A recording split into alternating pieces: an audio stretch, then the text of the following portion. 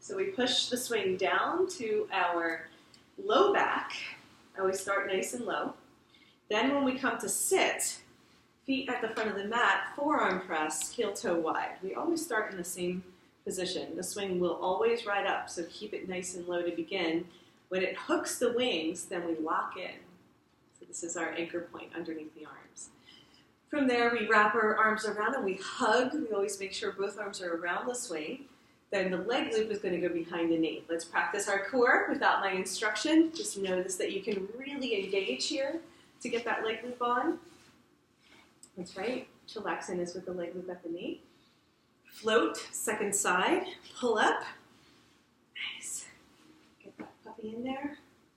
Okay, great. Your leg loops are a little high now, hun. Why don't you go ahead and take those off and bring them down one.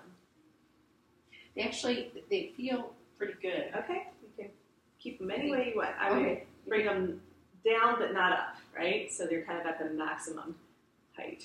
You can keep them there. But if you bring them up higher, they would be like almost to the shoulders, and then what we do is we wind up having a hard time getting this deep seat. The person will want to push their hips up if they're too high, so we always keep an eye. Same thing with you, Shanti. Your leg loops are as high as you'd want them to be. You look pretty good, but you know what I mean? You wouldn't bring them up, you would bring them down if the person needs. Okay, so chillaxing, hips heavy, heart open, head relaxed. Okay, when we relax the head back into our hands, we can get a little bit of space for the upper thoracic spine. Obviously, the swing is hitting right behind the heart, so the upper thoracic is a pretty obvious choice for this pose. But let's focus on the lower body for our Sunday practice. And notice just this swing from side to side movement. This is called swagger. This is already starting to loosen up all that tightness in the hips and the legs, and I want you to focus on the waist and that band of energy that goes across the belly, across the navel, and back into the QL and into the SI joints. So we're not really going to separate out these parts of the body. It's all one lower unit. One hub is usually what I call it. They have two hubs, the neck and shoulder hub, and then the lower back hub. Let's use our momentum to get the right foot on top. And notice that seated pigeon is a really great option. So from seated pigeon, we can do a lot of different stretches. It's depending on whether we're focusing on legs or hips. This is what we'll do this afternoon, as we'll revisit this one more time. But just notice how that starts to relieve. If somebody has lower back pain, you have to stretch their hips. You have to stretch their hamstrings. It's all connected. It's usually more than one body part that is the culprit. And so let's use our momentum, release that side, come into the left foot hooked, and just feel the stretch. Pressing the hips down and lifting the chest simultaneously creates that dynamic tension. It's like we're tightening a guitar string, so we have to press down to lift up. Super duper important. And let's just notice from here, from our chillaxing pose, we can get into our chill flow. So we're going to release our foot. We want to undulate the spine to help to heal the lower back. Inhale, open up, and then exhale, hug. So notice when you hug, you're going to breathe into the kidneys and make space for the back body, letting the belly soften in this pose. And then when we expand, we arch into star, hips heavy, heart open, and then we bring our arms nice and wide, really heavy with the hips, really open with the heart. Big stretch. Exhale, go ahead and hug, round in, squeeze. Inhale, expand, star. Exhale, go ahead and hug. So a few undulations with the spine like this, using the breath to initiate the movement feels really good. Inhale. Big opening, exhale, round in. So we match the inhalation with the expansion and the exhalation with the relaxation. Okay, so when from here, we would go from star into namaste. Right, I'm just reviewing the whole chill flow sequence. When we press the hips up, we're opening up the neck and shoulders, so we did a lot of this for the upper body, but just notice that this is strengthening our glutes, it's strengthening our hamstrings. So press your feet down strongly, push the hips up as long as there's no back pain. You can see how this is a great pose for the lower back as well. Yes? Yeah. Yes. Cool. Hold on to the swing. Let it slide across the hips. So you have to bring your upper body weight down towards the ground, wiggle a little bit from side to side, get it across the hips. And from our ladle position, we can come into our inversion. So let's go ahead and just transition. Legs go wide and around, and see if you can get yourself into your peaceful warrior. Okay, so feet are together. We don't hook them on the swing for this pose. We let our feet relax towards one another.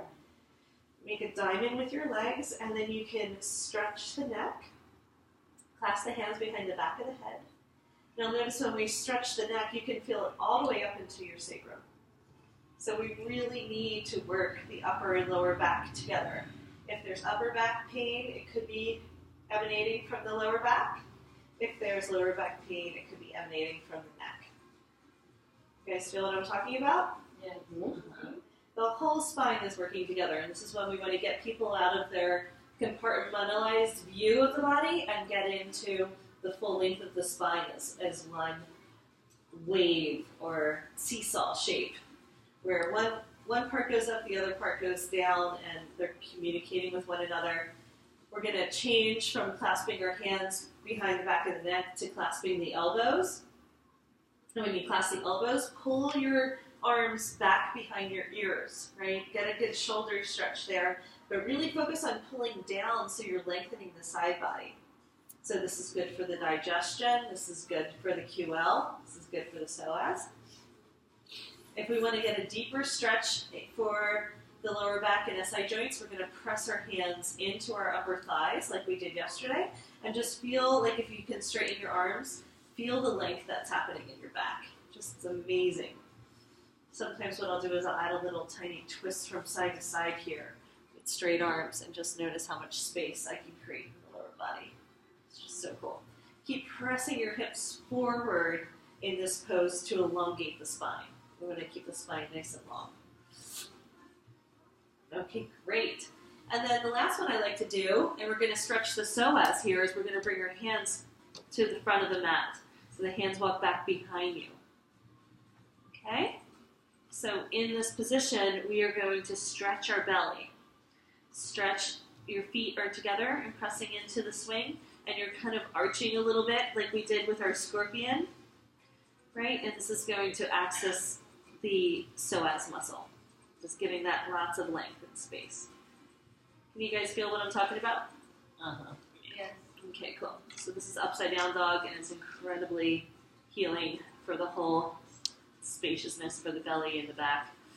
Notice the lower back, even though the belly is long, the lower back is not crunching because the swing is there creating a little bit of a spacer. To come out of this, we're going to slowly release our hands. Sit up. You're going to crunch and look towards your toes. Reach up and grab for the swing in between your legs. Legs are going to go wide and around, and practice your pivot point. So as our hips come down, our head comes up, and we come back to sit. Nice and slow and controlled. Climbing up back into relax. All right, so just a little bit of detail there.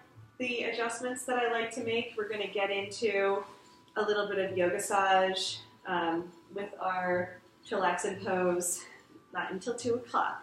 But I'm going to show you how to assist somebody to come into a back bend, into the inversion, and we're going to buddy up with that one and just see if we can make it a little bit of a comfortable position as well as extended. Maybe they can stay a little bit longer in that pose with your help.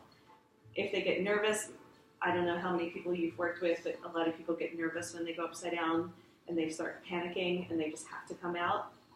No problem, help them out as quickly as possible, but sometimes somebody who gets panicky like that will absolutely relax with you just laying there with them, which is kind of fun. Although, you know, again, it's very intimate because they're kind of laying on you, but some people like that, my friends like that. Some people are a little bit shyer about body contact. You just have to read your clients. Okay, really cool. So, let's see. Swagger, all the upright positions, floating pigeon, child, X Factor with the girdle. We just did child. Just seeing what do we want to review from here. This is kind of nice. This is a good pose. So, let's see. Do you guys want me to go over anyone in particular to address lower back, adrenals, kidneys, psoas? That's what we get. Any suggestions? Okay. Well, we'll just flow through it then. Let's go ahead and practice our Peaceful Warrior into Happy Buddha and Archer one more time. Just a small review of what we did yesterday. I'd be happy to spot you. If you want somebody to work with you, just let me know. Otherwise, just flow through it as best you can. And then from there, we'll come into our forward fold. So we'll kind of switch it up. Instead of just doing all swing behind the heart, then we're going to put the swing back to the hips. I love working with the lower body, both in the Peaceful Warrior, which is the swing around the waist, and then the forward folds with the swing at the front of the hips. The hip flexor and that tightness in the psoas is 99% of the time the reason why people are having lower back pain, and you'll notice how much tightness there is there for everybody. So that's been really the key to unlocking the lower back pain that I've found. Okay, one more time. Let's come through our chill flow. Inhale, T. Exhale, child. Take a moment to pause and notice how good this is for the kidneys. Not only is it restorative and slowing down, but you can breathe into the kidneys here and feel how nice it is for the expansion of the lower back. Inhale, blossom for star, expanding arms, expanding legs. Come through, namaste. Hands to prayer, press the hips up, lean back. Slide into ladle before we get into our inversion. Remember, you're going to place the swing in the sweet spot where it's exactly right for you. Then the legs go wide and around, the tailbone points up towards the sky, the head points down towards the ground, and then the feet wrap in front. Nice. Peaceful Warrior. See, this is becoming easier after so many attempts. It's amazing. So the inversions, you can feel how good this is for kind of working that QL line across the back of the hips, that iliac crest. There's a lot of tension that lives in this spot for people. As well as when we practice the core from our inversions, how good it is to lengthen the belly and then strengthen the muscles around that space. We're going to reach up and grab for the leg loops to come into Happy Buddha. I'm going to give a little turn and face you guys so I can see you and the camera is in the right angle. So we reach up and grab for the leg loops in our hands. We have to put our feet back on the swing and then bring our hands to prayer. Once our hands are to prayer, we can clap with our hands and our feet. Yay, we made it. Press your hips forward a little bit more. Feel that stretch. Feel where it's opening up both the upper and lower bodies. Beautiful. To come into our archer position, we're going to open our arms wide, bring the leg loops on the outside. And then when we bring our hands up to our shoulders, we arch and look back. Beautiful.